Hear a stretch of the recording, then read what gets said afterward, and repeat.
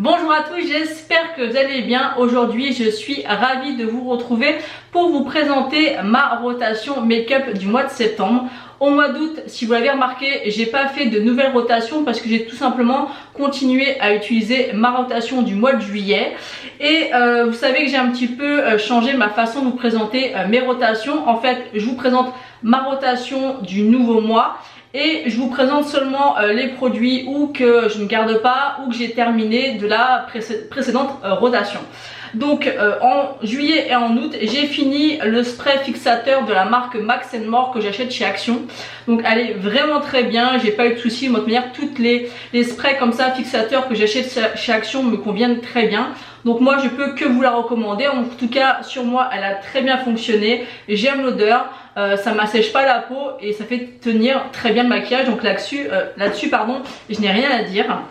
Ensuite j'ai terminé la base de chez The Ordinary, la Height Adhérence Silicone Primer que j'ai adoré. En 2 mois je l'ai terminée et j'adore vraiment beaucoup cette base. C'est certain que je vais la racheter. Elle est excellente, elle est vraiment pas chère du tout.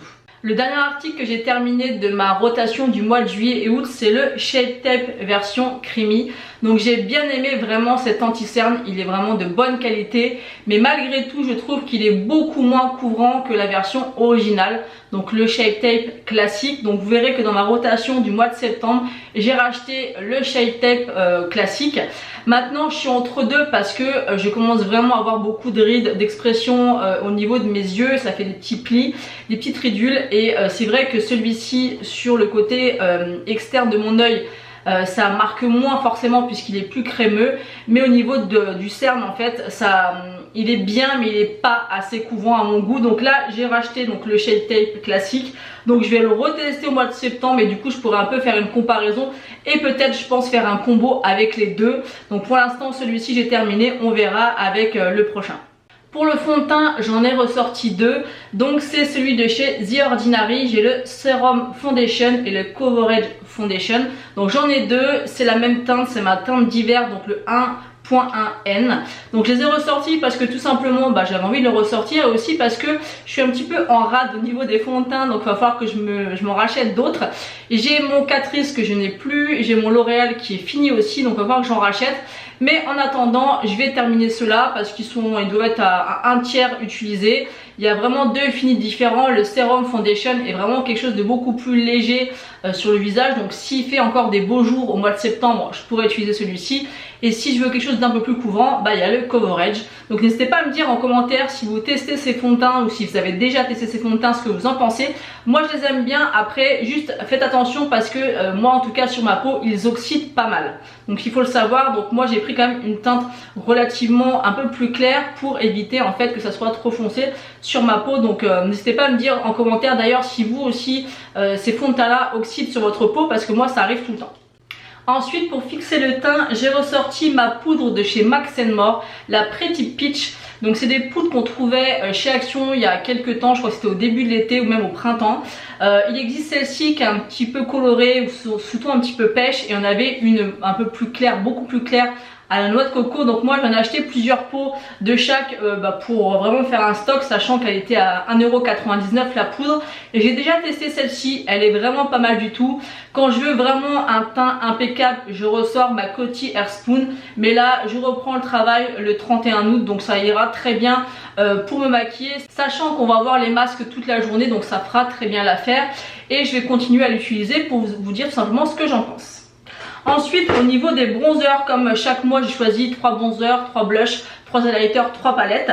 Donc là je prends le Kin Bronze de chez KMDR Beauty que je vous ai déjà parlé, que j'ai reçu dans la Glossy Box. C'est vraiment un bronzer qui est super sympa, je l'aime beaucoup, il est vraiment très bien. Ensuite j'ai ressorti le Sweetie Pie de chez Too Faced. Ça fait un moment que je ne l'ai pas utilisé, ça fait un moment aussi qu'il est dans ma collection si j'arrive à l'ouvrir. Donc c'est celui-ci, donc vous voyez un petit peu que je l'ai quand même bien creusé, hein. Ça fait maintenant quelques années que je l'ai. Je l'aime beaucoup et je trouve qu'au mois de septembre, sachant que j'ai pas trop bronzé, il fera très bien l'affaire. Et le dernier que j'ai sélectionné, c'est les Donuts de chez Beauty Bay. Il est aussi très joli, il fait très bien l'affaire. Je me suis forcée à sortir celui de chez Kiko parce que j'utilise tout le temps et j'ai tendance à utiliser tout le temps, c'est encore celui-ci que j'ai appliqué aujourd'hui. J'ai vraiment envie de faire une rotation de maquillage, du coup j'ai ressorti celui-ci. Niveau blush, j'ai ressorti mon favori de la collection Lost in Amalfi, mais j'en ai sorti un autre parce que j'en ai 4 de cette collection là. Vous savez mon amour pour la teinte numéro 2, donc celle-ci c'est la teinte numéro 3. C'est la Morning Kiss, donc c'est une couleur un petit peu similaire, d'ailleurs c'est celle que je porte aujourd'hui, que j'aime bien. Vraiment ma teinte numéro 02, c'est vraiment une pépite que j'adore. D'ailleurs pour celles qui ont suivi mes vidéos, j'avais reçu de chez Vinted cassé et j'en ai retrouvé un autre que j'ai recommandé, donc il doit pas tarder à arriver. Donc hâte de le recevoir, mais c'est vrai que je porterai si je peux que ce blush là, donc j'ai envie de tourner un peu parce que j'en ai beaucoup. Du coup j'ai sorti celui-ci qui ressemble un petit peu. Ensuite, un que je me sers absolument jamais, c'est un de chez Natasha Denona. C'est le Blush Glow Duo. Donc c'est une petite boîte comme ça. Vous avez à l'intérieur un blush et un highlighter. Donc un blush bien rosé comme ça. Mais dans cette petite palette, je vais vraiment utiliser que le blush puisque j'ai sélectionné 3 autres highlighters. Ensuite, les derniers blushs, j'ai sorti une petite palette de chez Colourpop, la Cheek Palette Sugar Frosted. Donc elle est comme ceci. À l'intérieur, vous avez un highlighter et 3 blushs. Et bien sûr, je vais utiliser que les blushs dans cette palette. C'est des blushs qui sont un petit peu couleur neutre et un petit peu pêche. Je trouve que pour la rentrée et avec la reprise du travail, ça sera très bien. Voilà, le maquillage, je peux le mettre vraiment que ce soit coloré toute la journée, mais quand je travaille, j'aime bien quand même avoir quelque chose de passe-partout, de pas trop voyant non plus, donc ça je pense que ça ira très bien également. Ensuite, en ce qui concerne les highlighters, j'ai ressorti le Moonstone de chez Becca, donc c'est celui que je porte aujourd'hui. Ça faisait un petit moment que je ne les avais pas ressortis, j'en ai 4 comme ça en miniature et ça fait très bien l'affaire pour tester au lieu d'acheter des gros qui sont vraiment trop gros.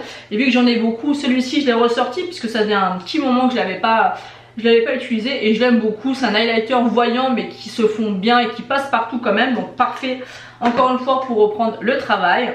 Ensuite j'en ai un petit peu plus voyant, c'est le Beaming Blush de chez MAC. Donc c'est celui-ci, il est magnifique mais il est beaucoup plus... voilà, il envoie du lourd celui-ci, c'est un petit peu un champagne un petit peu avec des sous-tons roses à l'intérieur, un peu rose gold. Il est aussi magnifique celui-ci, je l'aime vraiment beaucoup. Et le dernier qui est vraiment le plus subtil de tous, c'est celui de chez Charlotte Tilbury, donc c'est le Hollywood Superstar Glow Highlighter qu'elle a sorti à Noël. Donc celui-ci c'est vraiment un beau highlighter mais qui est très très soft, très joli, ils se font très bien à la peau, on le voit vraiment en légèreté, c'est vraiment très subtil et voilà, parfait pour les jours où on n'a pas envie d'en faire trop. Vous voyez, c'est un petit peu plus subtil vu que je reprends le travail, je veux pas des choses trop voyantes, je veux pas les effrayer mes collègues vu qu'ils vont tout juste commencer à me connaître.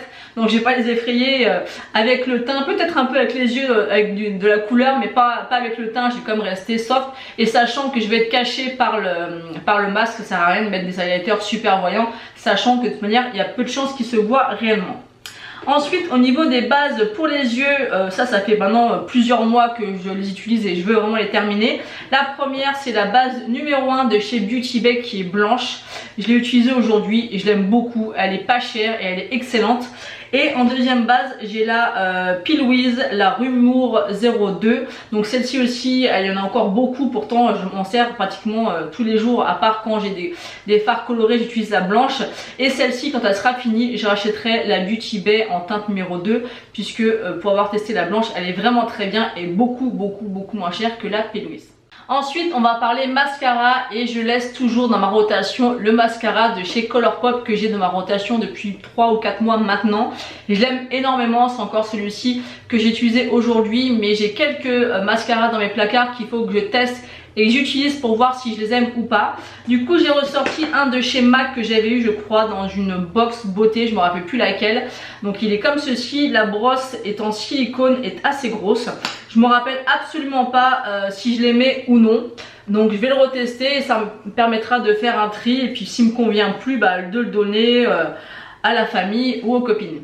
Ensuite, avant de clôturer cette vidéo avec ma sélection de palettes pour ma nouvelle rotation, je voulais vous parler pinceaux. J'ai fait il y a quelques temps une vidéo sur les pinceaux Morphe en collaboration avec Jacqueline Hill. Donc je vous mettrai le lien en barre d'infos si vous souhaitez aller voir cette vidéo.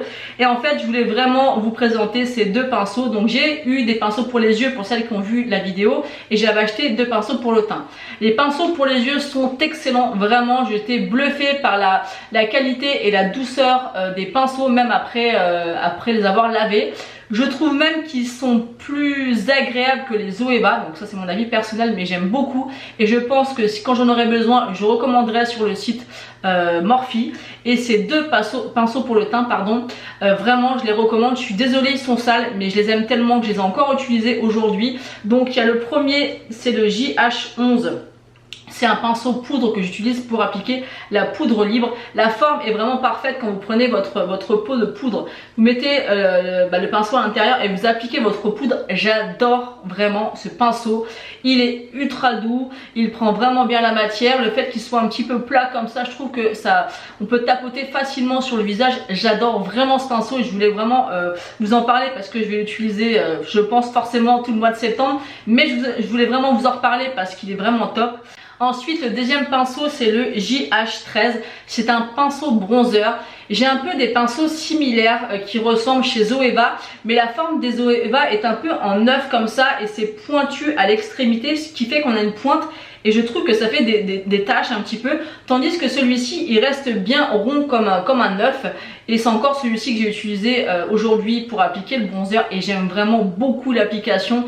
Ils sont vraiment excellents ces deux pinceaux. Après ils sont pas donnés, celui-ci je crois qu'il est à 28 € ou 26 €. Celui-ci il n'est pas donné non plus, mais vraiment ils sont excellents. Donc si vous avez envie de tester les pinceaux de chez Morphe, je vous les recommande. Moi j'avais eu une super promo dessus. Je crois que les deux je les avais payé 8 € au lieu de plus de 20 € et ça vaut vraiment le coup. Je voulais vraiment vous en parler, j'insiste parce que c'est tellement important de trouver des bons pinceaux et celui-ci ils sont géniaux.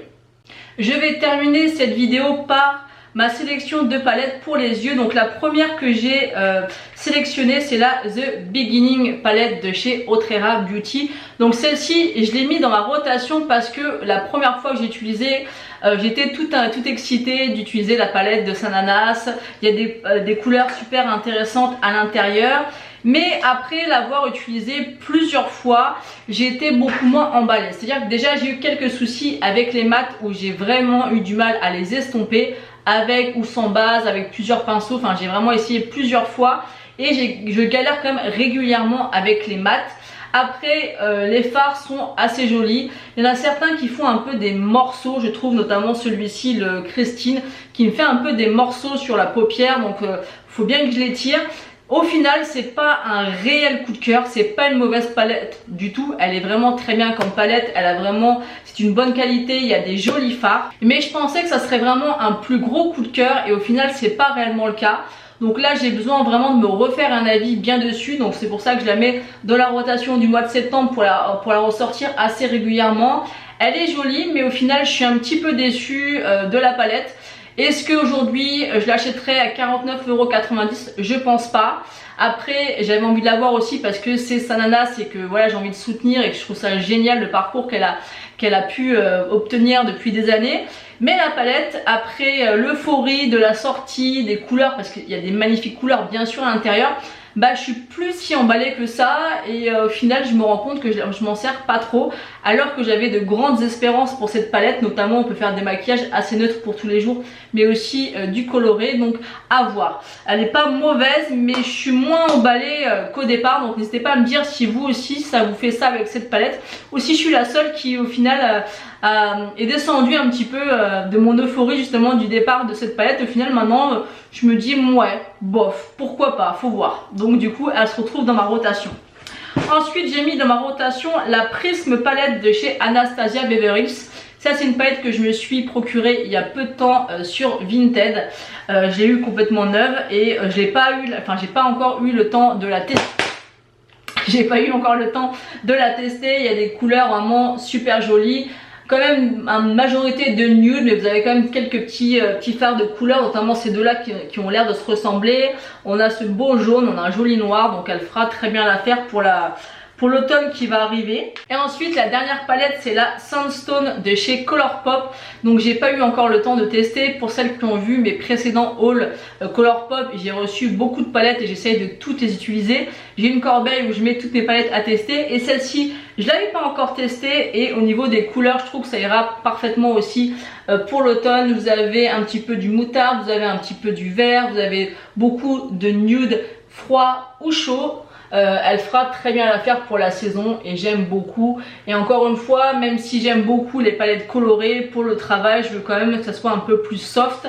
Je veux pas les effrayer. Une fois qu'ils me connaîtront bien, il n'y aura pas de problème. Mais voilà, puis au mois de septembre, et vu encore le temps qu'il y a ces derniers temps, l'été ça a été complètement catastrophique. Bon, ça m'a pas empêché de me maquiller et de faire des maquillages colorés. Mais voilà, pour le mois de septembre, j'aime revenir un petit peu plus dans le neutre, mais quand même avec quelques petites notes de coloré.